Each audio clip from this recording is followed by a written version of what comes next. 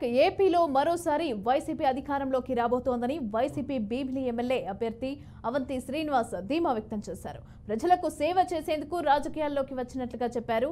తాను గెలిస్తే తమ ఇంట్లో వ్యక్తులు గెలిచినట్లు ప్రజలు భావిస్తారని చెప్తున్నారు.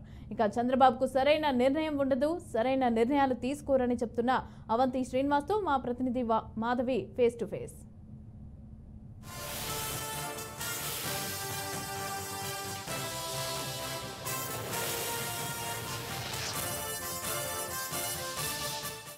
భీమిలి నియోజకవర్గం నుంచి వైసీపీ అభ్యర్థిగా అవంతి శ్రీనివాస్ గారు బరిలో ఉన్నారు. వారు మనతో పాటు ఉన్నారు. వారితో మాట్లాడే ప్రయత్నం చేద్దాం. సార్, ఎలా ఉంది ఎన్నికల ప్రచారం? ఎలా అనిపిస్తుంది? స్పందన ఎలా ఉంది? స్పందన చాలా బాగుందమ్మా. ఎందుకంటే 5 సంవత్సరాల నుంచి కూడా ప్రజలకు అందుబాటులో ఉండి వారికి చిన్న సమస్య అయినా పెద్ద సమస్య అయినా వారికి కష్టం వచ్చినా సుఖం వచ్చినా వారికి అందుబాటులో ఉండే వ్యక్తిని. రెండోది, నేనేం ఆశించి రాజకీయాలకు రాలేదు. సేవ చేద్దాం రాజకీయాలకు వచ్చి తప్పించి ఈ పదవిని అడ్డుపెట్టుకుని లబ్ధి పొందుదని రాలేదు. తప్పనిసరిగా ప్రజలకు ఆ విషయాలని కూడా తెలుసు. ఎందుకంటే నేను పొద్దున్న లేచిన నుంచి రాత్రి వరకు ప్రజలతో ఉండే వ్యక్తిని. కాబట్టి వారికి ఏంటంటే నేను ఎమ్మెల్యే అయితే వారి ఇంట్లో మనిషి ఎమ్మెల్యే అన్నట్టు భావిస్తారు, నేను ఎమ్మెల్యే అయితే వారి ఊళ్ళో మనిషి ఎమ్మెల్యే అయినట్టు భావిస్తారు. మా రాజకీయ ప్రత్యర్థిలాగా ఏదో ఎలక్షన్లు కూడా రావటం, ప్రతిసారి నియోజకవర్గం మారటం, అలాగే ఎలక్షన్లో అయిపోయినాక మనం పట్టించుకోవడం అంటే మనస్తత్వం అది కాదు. నేను అయితే రియల్గా జెన్యున్గానే సర్వీస్ చేద్దామని వచ్చిన వ్యక్తిని. కాబట్టి ఆ రకంగా నేను సర్వీస్ చేశాను కాబట్టి 2 సార్లు ప్రజలు నన్ను ఎన్నుకున్నారు.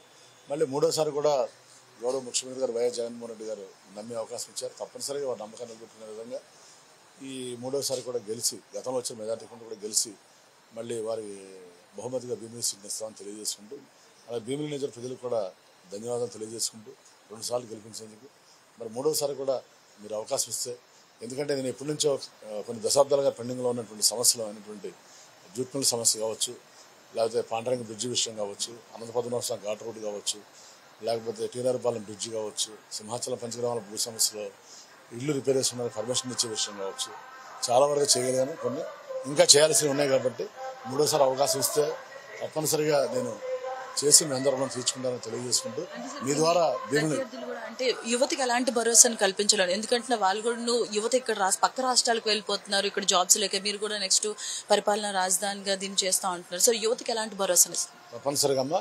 మరి అప్పటికిప్పటికీ తేడా ఏంటంటే ఈసారి ముఖ్యమంత్రి గెలవగానే జగన్మోహన్ రెడ్డి గారు ఇక్కడే ప్రమాణ స్వీకారోత్సవం చేస్తానని చెప్పారు, ఇక్కడి నుంచే పరిపాలన చేస్తానని చెప్పారు. కాబట్టి మరి ఆయన ఒకసారి ముఖ్యమంత్రి ఇక్కడ వచ్చి కూర్చుంటే ఈ సిటీ మంచి సిటీ ఆఫ్ డెస్టినీ, 2 పోర్టులు, ఇంటర్నేషనల్ ఎయిర్పోర్టు, రేపు భోగాపురం ఎయిర్పోర్ట్ కూడా తయారైపోతుంది. 6 lanes రోడ్డు భీమిలి నుంచి వస్తుంది.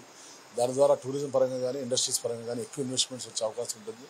మన యువత రాబోయే రోజుల్లో పెద్ద చదువుకోవాలంటే హైదరాబాద్, బెంగళూరు వెళ్ళాల్సిన అవసరం లేకుండా ఇక్కడే చదువుకోవచ్చు, పెద్ద ఉద్యోగాలు చేయాలని కూడా ఇక్కడే చేయొచ్చు. కాబట్టి మనం ఈసారి తప్పనిసరిగా జగన్మోహన్ రెడ్డి గారి నాయకత్వాన్ని బలపరచాల్సిన అవసరం ఈ ప్రాంతవాసులుగా ఉంది.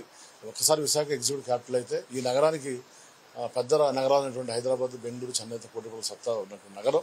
కాబట్టి ఈ నగరం అభివృద్ధి చెందుతుంది, మనం అభివృద్ధి చెందుతాం, మనతో పాటు రాష్ట్రంలో అభివృద్ధి చెందుతుందని విజ్ఞప్తి చేస్తూ తప్పనిసరిగా ఈ రేపు మే 13వ తారీఖు జరగబోయే ఎలక్షన్స్లో మీ ద్వారా భీమిలి నియోజకవర్గ మరి అభ్యర్థిస్తున్నాను. 2 ఓట్లు వస్తే, ఒకటి ఎంపీగా బొత్స ఝాన్సీ గారికి, ఒకటి ఎమ్మెల్యేగా అవంతి శ్రీనివాస్, 2 కూడా కాని గుర్తు మీద వేసి ఆస్వాదించాలని కోరుకుంటూ చివరిగా వాలంటీర్ వ్యవస్థ కానీ గ్రామ సచివాలయం కానీ ఎవరైతే విమర్శలు చేశారో ఘాట్కో దాన్ని ఇప్పుడు కంటిన్యూ చేస్తాం అంటున్నారు. దీనిపైన దీన్ని ఎలా చూస్తారు? అదే కదా, చంద్రబాబు నాయుడు గారికి స్థిరమైన విధానం ఉండదు, స్థిరమైన నిర్ణయాలు ఉండవు. ఆయన ఏండిగా గొడుగు. మరి ముఖ్యంగా ముసలి వాళ్ళ విషయంలో, వృద్ధుల విషయంలో చాలా ఆయన తప్పు చేశాడు. వాళ్ళు ఉసులు తగులుతుంది దానికి. ఎందుకంటే ఇవాళ మన ఎండలో చూస్తారు, మనమే తిరగలేకపోతున్నాం. అలాంటిది వాళ్ళు 80-70 ఏళ్ళు వాళ్ళు వెళ్ళి ఈ ఆఫీసుల చుట్టూ, బ్యాంకుల చుట్టూ గతంలో అలా తిరిగేవాళ్ళు పాపం. అలాంటిది ఇవాళ మళ్ళీ పాపం ఇంట్లో కూర్చుంటే వాలంటీర్స్ తీసుకెళ్ళి ఇస్తుంటే దాని వాళ్ళ మనుషుల ద్వారా కంప్లైంట్ ఇప్పించి ఎలక్షన్ కమిషన్ అడ్డుకుంటాం, అలాగే సంక్షేమ పథకాలు ఇస్తానంటే అడ్డుకుంటాం అనేది కూడా ఎంతవరకు కరెక్ట్ అనేది మనం ఒకసారి చంద్రబాబు గారు ఆత్మవిమర్శ చేసుకోవాలి. అని ఎంతసేపు రాజకీయం తప్పించి వేరే ప్రజాప్రయోజనాలు పట్టం. సో ప్రజలు కూడా ఇవన్నీ గమనించాలి. ఎవరు ప్రజల్ని మేలు చేయాలని చూస్తున్నారు, ఎవరు ప్రజల్ని ఇబ్బంది పెట్టాలని చూస్తున్నారు. సో జగన్ గారే ఒక పక్కన ఎవరికి ప్రజలకు ఇబ్బంది పడకూడదని అవతాతలకి పెన్షన్స్ అన్నీ ఇంటికి తీసుకెళ్ళవాలి, ఈవెన్ మీ లేడీస్ రేషన్ కూడా ఇంటికి తీసుకెళ్ళవాలి ఆయన చెప్తుంటే, ఈయనేమో మళ్ళీ ఆఫీసులు చుట్టూ తిరగండి, మీరు నాయకులు చుట్టూ తిరగండి అని నేను చెప్తున్నాను. కాబట్టి తప్పనిసరిగా ప్రజలు ఆయనకి బుద్ధి చెప్తారని తెలియజేసుకుంటూ సెలవు తీసుకుంటాం. Thank you sir.